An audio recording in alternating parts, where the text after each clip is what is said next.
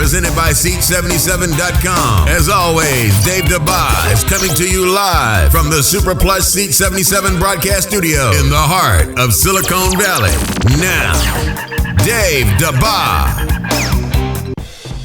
Good afternoon, North America. I am Dave Dabbah, and this is the Dave Dabbah Big Show for a Monday. Oh boy, Producer Buck, super excited about today's big show. It is week number 5 of the Dave Dabbah Big Show. Here's what we have for you today. We've got Peyton Manning retiring. The Los Angeles Lakers pull off one of the most improbable upsets of all time as they beat the Golden State Warriors. And I have my top 5 National Football League quarterbacks of all time. All of that and more on today's super big show. Okay, so Producer Buck wants me to remind everybody, info@seat77.com. Send us your emails and we will read them on the air later in the week. Also, we are blowing up on Facebook, Twitter, Stitcher, TuneIn Radio, and of course, the iTunes channel is doing extraordinarily well. So when you have a chance, go ahead and subscribe to that. Okay, so we are going to start off today's show with the news of the hour. Peyton Manning has officially retired from the National Football League. After earning $400 million throughout his career, and that doesn't include Papa John's or any of the other 20-plus sponsorships that Peyton Manning has. He has officially retired. Let's go to the audio now. This is part of the press conference. Producer Buck, go ahead and play it. Hey, Peyton, congratulations. I've had the privilege of covering Troy Aikman and Brett Favre and now your career, and I want to ask you the same thing that I asked them when they retired, and that is, how do you figure to scratch that competitive itch that you've been scratching for all these years? It's hard to say. I've talked to John about this over the past 4 years, and he's given me some great insight as to kind of what some of the feelings that I'll be going through, over the next couple of months and, in years. And so I've appreciated his advice and friendship and support. So I don't know. I haven't ruled anything out. I have made no decisions. I'm going to go on vacation again after this and go play a little golf pretty soon with my 2 brothers. And we'll kind of enjoy this. I really have enjoyed this past day and a half. I've had a chance to call some special people that have been a part of my football life.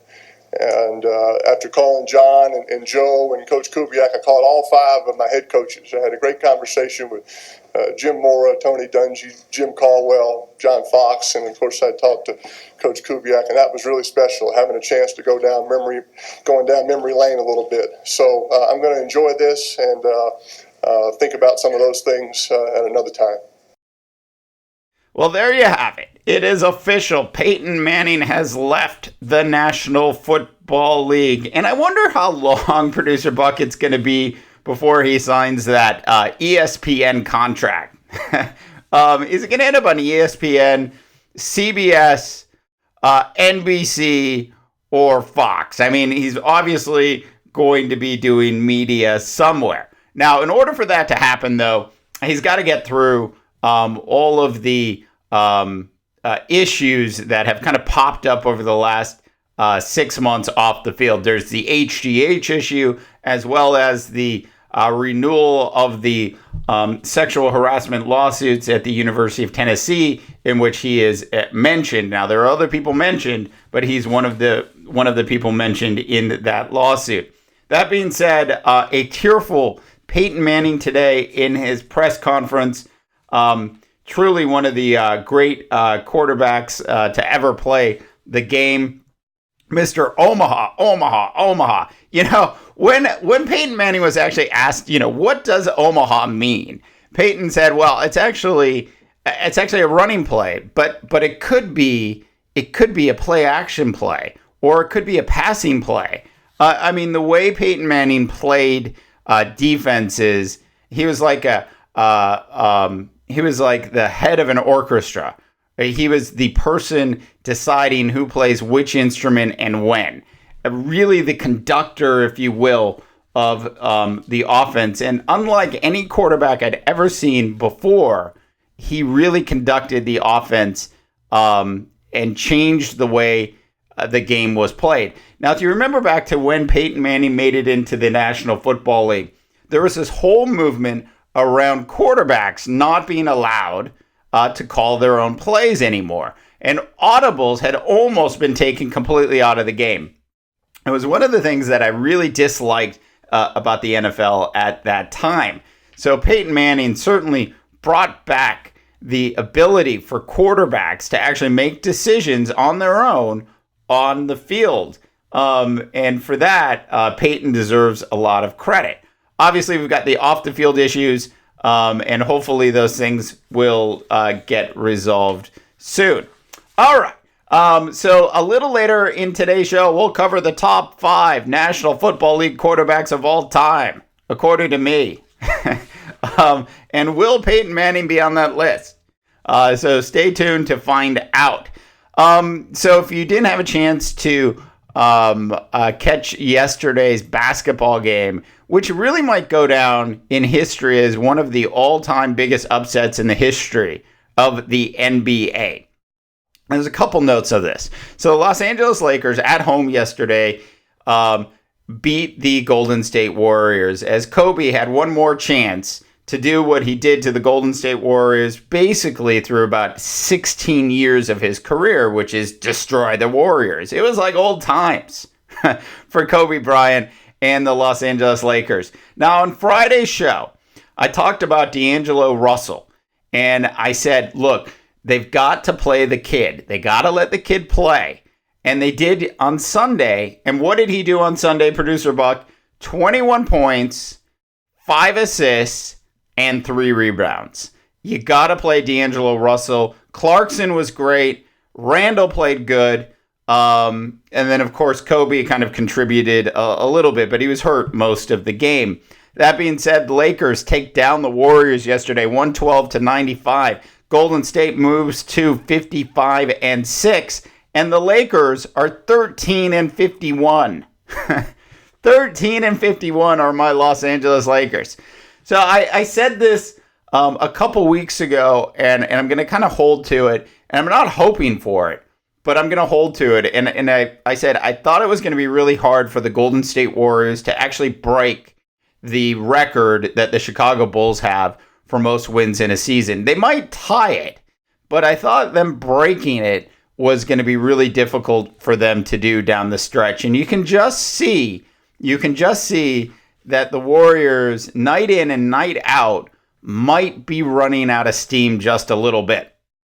Steve Kerr came out over the weekend and said that it was more important for him to rest the players than chase history. And I think Kerr's right about that. Tell us what you think, North America. info@seat77.com. Okay, and our last story of the day, the top 5 National Football League quarterbacks of all time. All right, as much as this pains me, it is hard for me, very hard for me to say. One of my daughters, a huge San Francisco 49er fan, and she would be very proud of this pick. And the best quarterback of all time has to go to Joe Montana.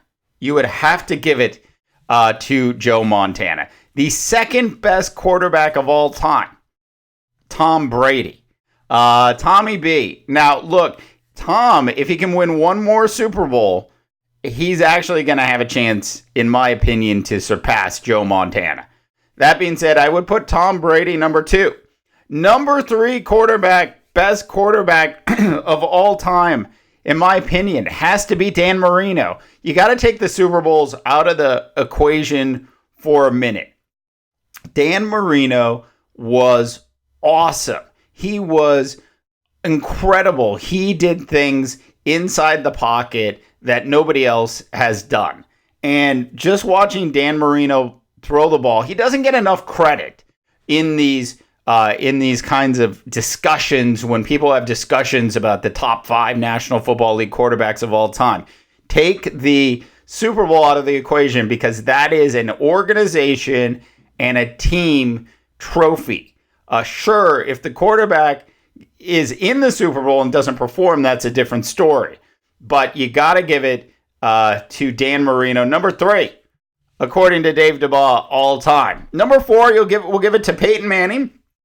Fantastic career, and did an awesome job. And number 5, and I'm going to take a step back and I'm going to look at Super Bowls. I'm going to go the other way, and I'm going to say it could either be Brett Favre or Terry Bradshaw. And I don't think Terry Bradshaw gets enough credit for managing the Pittsburgh Steelers during that era. And I think, just with that being said, I'm going to take Terry Bradshaw as my 5th all-time best quarterback on the Dave Dabbah Big Show. All right, North America, listen, we want to hear from you. It is a short show on a Monday. Lots of great stuff coming up on the show this week. We have several interviews later in the week. We want to hear from you, North America. Tell us what you think. info@seat77.com. Don't forget to subscribe to the big iTunes channel when you have a chance. For the silent one, I am Dave Dabbah, reminding you that not everyone can be a champion, but everyone can act like one can. And good luck, North America.